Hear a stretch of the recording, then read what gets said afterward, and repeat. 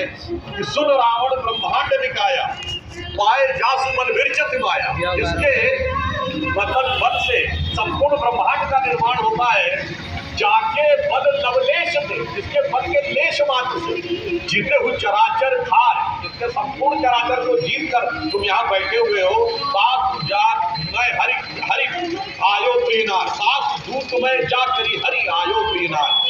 जिनकी प्रिय नारी का तुमने हरण कर लिया, मैं उसका दूत हूँ। मतलब एक नहीं अनेक बार ये कहा गया, इसलिए मैं कह रहा हूँ गौर से सुनिए, समझिए तो कि राम क्या है। समझिए कि ईश्वर ने किस प्रकार से परिवर्तन का चक्र घूमा है। और अगर जो लोग समझना चाहें तो मैं कहना चाहूंगा, इस मुकाम तक आने के लिए 500 वर्ष में लाखों लोगों ने बलिदान दिया।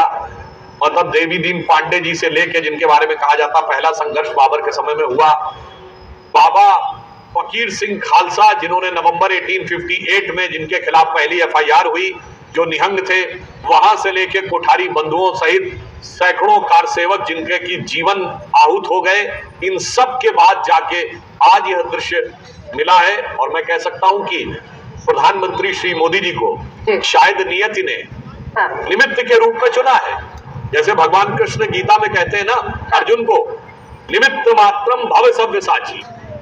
हे अर्जुन, तुम निमित्त मात्र बनो। तो संभवतः ईश्वर ने इस कार्य के निमित्त के लिए या इस कार्य के हेतु के लिए प्रधानमंत्री को चुना, और आप देखिए उसी निमित्त वो पधार रहे हैं, उसी निमित्त वो आगे बढ़ते हुए दिख रहे हैं। तो भारत की भी कालचक्र गति आगे बढ़ रही है। प्रधानमंत्री नरेंद्र मोदी का काफिला अब अयोध्या में मंदिर की तरफ प्रस्थान कर चुका है। प्राण प्रतिष्ठा की घड़ी करीब आ रही है, वो क्षण जिसका इंतजार सदियों से हुआ। लेकिन जब आपने जिक्र किया कि परिंदा पर नहीं मार सकता है, तो याद रखिए 90 में वो लाल कृष्ण आडवाणी की राम रथ यात्रा थी, जब समस्तीपुर में 1990 में उन्हें अरेस्ट कर लिया गया। आधी रात में हेलीकॉप्टर से उन्हें दुमका ले जाया गया था बिहार में। मुलायम सिंह यादव को लगा कि कहीं मैं राजनीति में पीछे न रह जाऊं लालू से, और उन्होंने आदेश दे दिया अयोध्या में परिंदा पर नहीं मार सकता, जिसका सुधांशु जी जिक्र कर रहे थे। और उसी दबाव में एक ऐसा सख्त उन्होंने फैसला लिया जिसकी वजह से इतिहास में उन दिनों को हमेशा ऐसे शब्दों में लिखा जाएगा जब कार सेवकों पर गोली चलाने के उनके फैसले की निंदा होती रही। बहरहाल 92 में फिर ढांचा भी गिरा, वो 1990 था।